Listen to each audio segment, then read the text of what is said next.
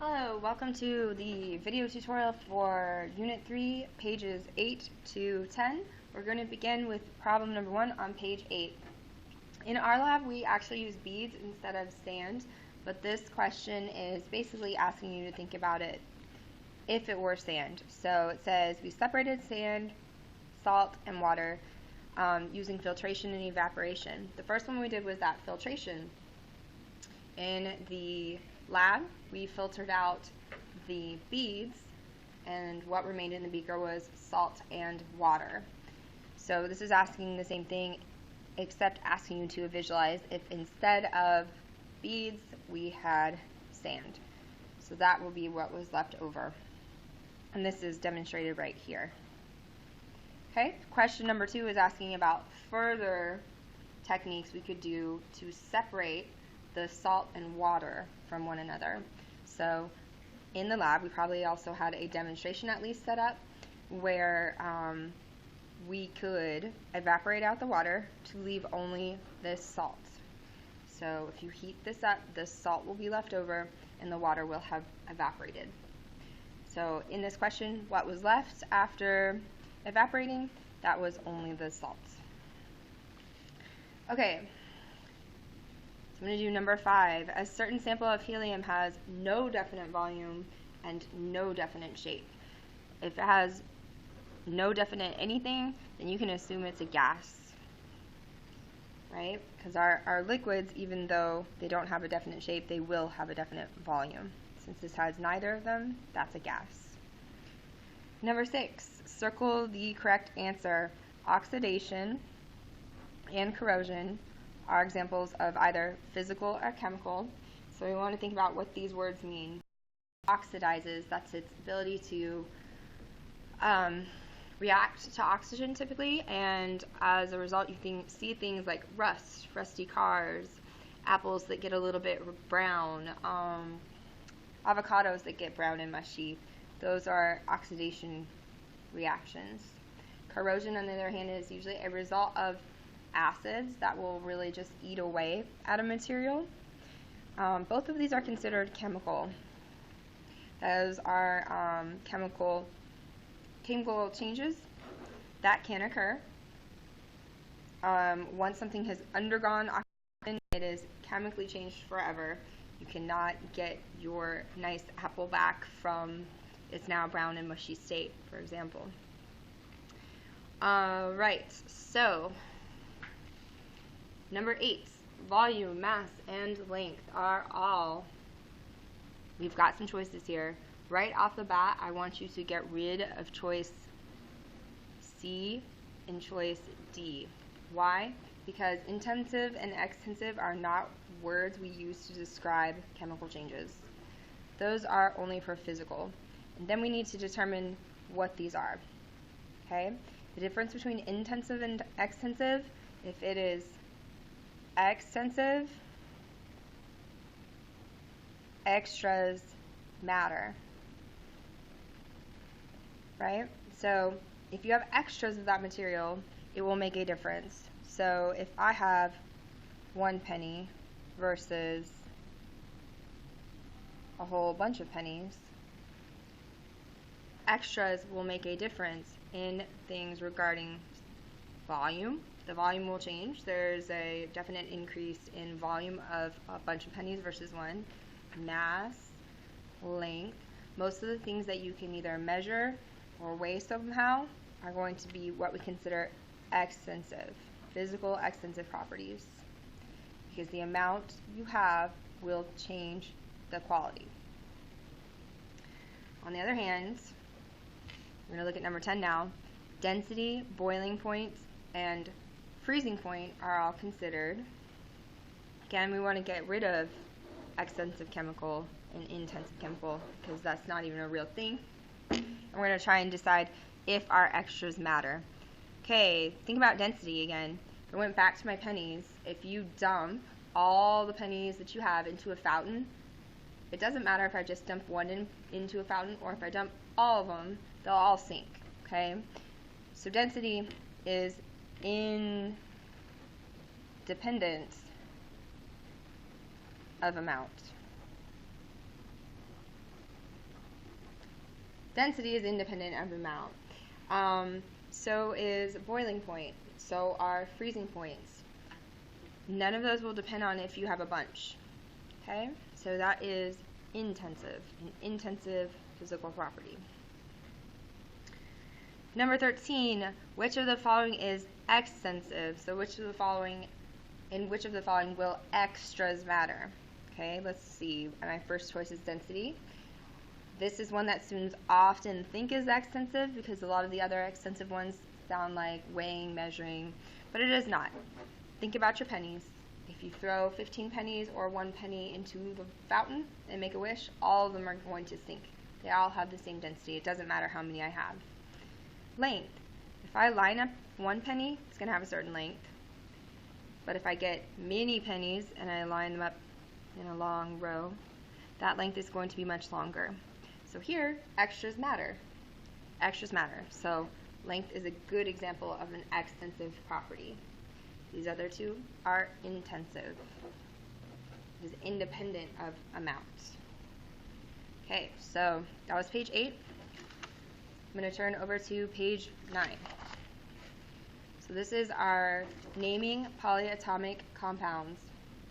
For this, I would recommend using your new yellow periodic table that you got in class. I have a blue one, but it's the same information as what is on your yellow one because we want to have this polyatomic list handy. And we're going to get started. Okay, so the first one I'm going to do is number 1, and it is asking about FeCN4. First things first, like a step 0, we want to be thinking about if we are going to need a Roman numeral. So I'm going to look at iron. I'm going to find iron on the periodic table. Iron is right there. And we know this is in the B block. Anytime it's in the B block, that means you need to think about this is going to need a Roman numeral.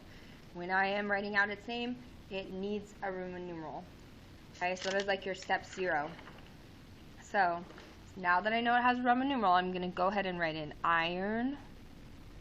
I'm going to leave a little blank to remind myself that the Roman numeral is going to go in there. And I'm going to keep on going and come back to that. Next thing I want to deal with is this Cn. If you see the parentheses, that's a good hint you have a polyatomic ion in your hands. You don't have to memorize these. You just need to look and find it. Cn, I see that. Okay, I also see it has an oxidation number of -1. And its name is cyanide. So this is iron. Haven't figured that out yet. Cyanide. Okay. So there is a 4 down here. Almost always you can use this 4. You can pretty much always assume that the charge on the anion is going to work as your Roman numeral. So I'm going to pop that right in there, and I'm all finished. Okay, so now I'm going to try number 3. Again, I want you to start by looking to yourself and thinking, step 0, before I do anything else, does this Ni, am I going to be needing a Roman numeral when I name this compound? So I'm going to look, I'm going to find nickel. There it is. It is in the B group, which means yes, in fact, I'm going to need a Roman numeral when I name this. Okay, so keep that in mind. I'm going to write out nickel. I'm just going to leave a little blank for myself so I can go back and put in my charge later. I like to usually save that for the end. Now I'm going to name the second part, my anion here. And again, I see a parentheses. I don't need to panic. I don't need to start just writing down hydrogen and chlorine, oxygen. No, don't do that. You see a parentheses, head over to your polyatomics list. Find the one that matches. Okay? So I know that that HClO, that's going to match up right here. and then you're going to copy that name exactly. Hypochlorites. Hypochlorites.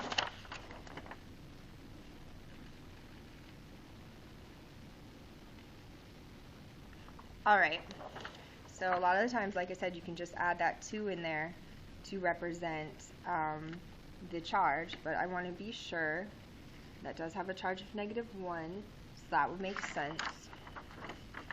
Okay, so I'm going to put the 2 in, equal to hypochlorites. Alright, I'm going to do number 4 even though I didn't circle it because I think it's important to really make sure we're following our step 0. I do see a lot of the time students get excited about Roman numerals. They're afraid they're going to miss it, so they just start putting them everywhere, all willy-nilly. Don't do that. Not everything needs a Roman numeral. Lots of things do, but not things in groups 1 and 2. I can see that sodium is not in the transition metal area. Sodium's right here. It's nice group 1. No Roman numeral necessary. Don't add it if you don't need it. Sodium. And then this is a polyatomic ion. I'm going to check on my list. NO3 nitrate. Easy as that. So don't go wild with your Roman numerals. It is not necessary.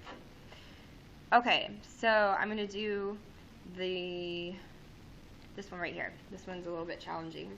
So I see Fe. First step, step 0, really is thinking whether this needs a Roman numeral. Here is iron. It does need a Roman numeral. Okay, iron. I'm going to leave my little blank.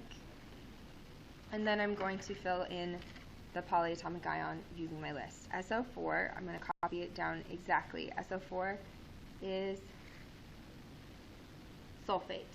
Okay, so you're going to write it down exactly. Iron, placeholder for our Roman numeral, sulfate.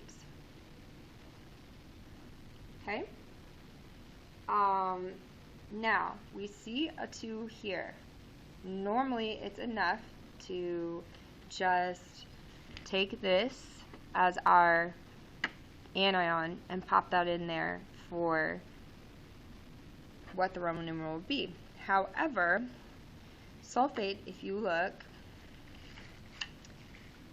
has a charge of -2. So if it was the case, if you kind of can think backwards, ignore this a little bit, if this sulfate had a charge of -2 and then they swapped, crisscrossed, right, this 2 would be down here. And if that had happened, it would have reduced down to nothing. So we know that there has to be something more than just a 2 in here. So I'm going to try 4. Let's see what would happen if our iron originally had a charge of +4. There it is, it's +4. And then when we crisscross, that 4 would come down. And remember, our last step is to reduce. We can reduce this. That 2 would reduce down to a 1. That 4 would reduce down to a 2. And that's exactly how we see our final answer. So therefore, it cannot be anything else besides 4. And that is the 4 Roman numeral. That iron must have had a 4 charge in order to have this as our beginning formula. That was a little challenging, but I know you all can do it. Okay, so now I'm going to do number 8. It says MnClO2. So step 1, always, like before step 1, step 0, we want to be thinking, does Mn need a Roman numeral? There it is. It sure does need a Roman numeral. So I'm going to write the name, which is manganese. I'm going to leave my little parentheses to let me know the Roman numeral needs to go in there. I'll go back and put it in. And then I'm going to copy down my polyatomic ion name. So it is ClO2, which is chlorites. Just straight from your list.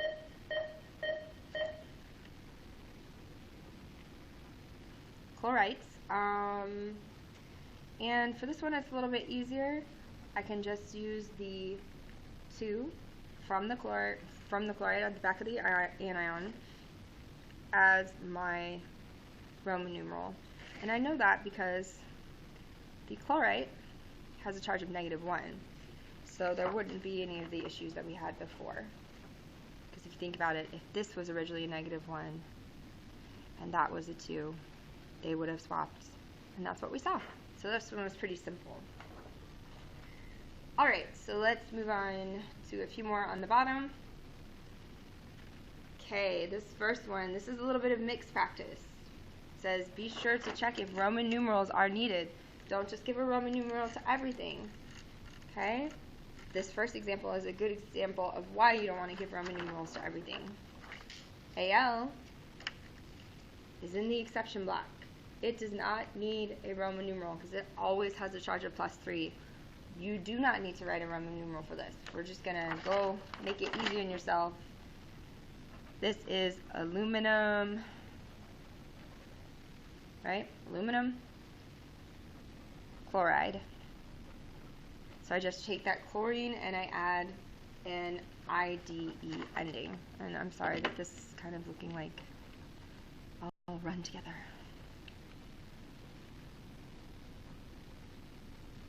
Hopefully that's a little easier. Chloride. Alright, easy enough.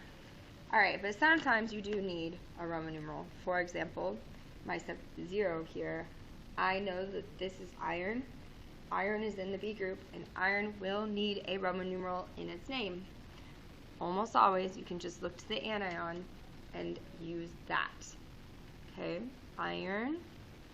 I'm going to use the subscript here on my anion. 3 oxide. Simple, simple, simple. Okay, let's do number 4 because that one's a little bit more challenging. Number 4, step 0 should always be, does it need a Roman numeral? CR? Sure does need a Roman numeral. It's right in that B group.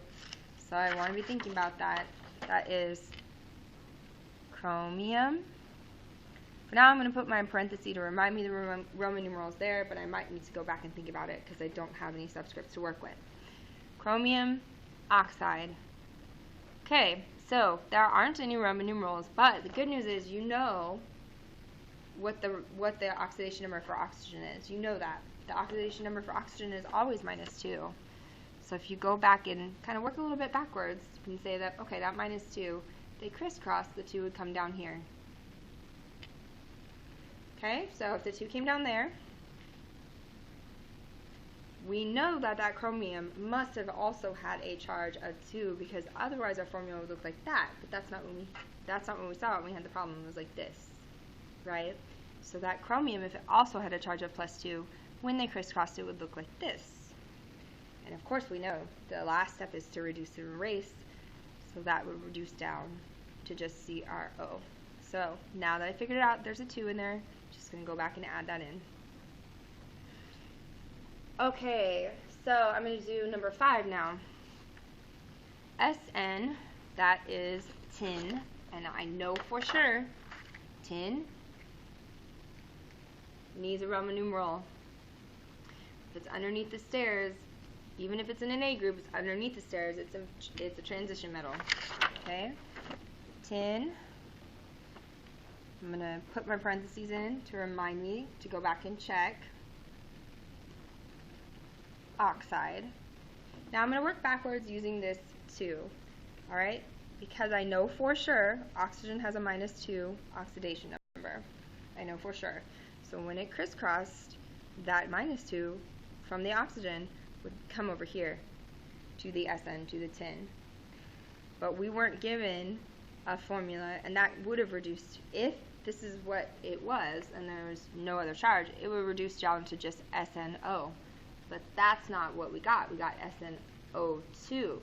So we want to think about the type of situation, the type of charge on tin, where we can make this correct. And I'm going to try a 4. Let's see what happens if we think there's a +4 charge there. +4. Okay, that's going to crisscross over. The 4 would come down here. And then our last step would be to reduce. 2 and 4 would reduce down to 1, or just the symbol. And that 4 will reduce down to a 2. And that's exactly what we see here. So there's nothing else it could be but a 4. Alright, one more example for this video. Like I said, not everything needs a Roman numeral. Don't go crazy with Roman numerals. Potassium does not need a Roman numeral. It's in group 1. Okay, so I'm just going to write potassium.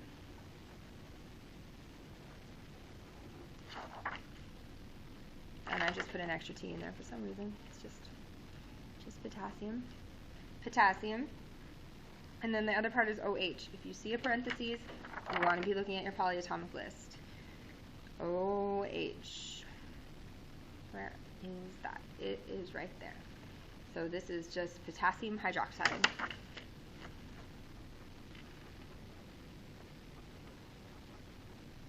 Potassium hydroxide. Potassium hydroxide. Okay, so I tried to pick some of the more challenging ones on here, and I hope that helps. And we will move on to page 10. Okay, so for page 10, we're going to do a few more. This video is getting long, I know. We're going to start with this lead to acetate. I actually think writing the formulas is easier than writing the names. Your opinion could vary. Lead 2, alright, so the symbol for lead is Pb. It's a 4-step formula, right? Changing those symbols. I got this 2 here. I know what the oxidation number is. That's what the Roman numeral is telling me. It is for sure +2. Acetate, I'm going to use my polyatomic list to write down that formula, okay? Here is acetate, and I'm just going to copy that exactly as I see it. So C2H3O2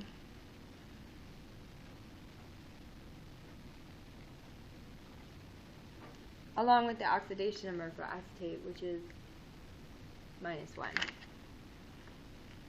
Just like before, they're going to crisscross. That 2 is going to come over down to the bottom, jump, crisscross, and jump down. That 1 is going to jump down to the bottom.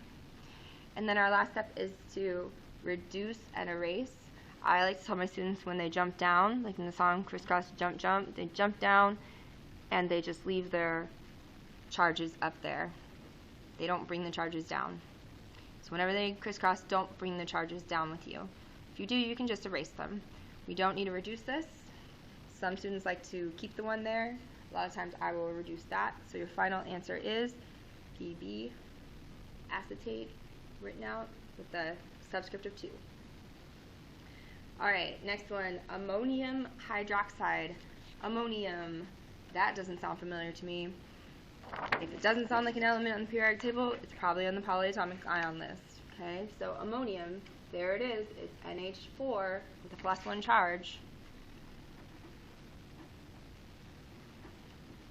If you're wondering about where I got that +1 charge, here it is. That's the charge on ammonium, that little +1. Hydroxide, another one that doesn't sound familiar. I'm going to use my polyatomic list. Hydroxide is OH -1. Okay, of course, if we crisscross these, it's just going to be 1 and 1, and we can erase them. We don't need to keep that. This is actually a parenthesis, not a C. Alright. Next one, let's do number 5. Potassium phosphate. Okay, symbol for potassium, just a K. The symbol for phosphate is P O4 with a -3 charge. And that's when I'm going to go back and write in my oxidation number for potassium as well, which is always +1.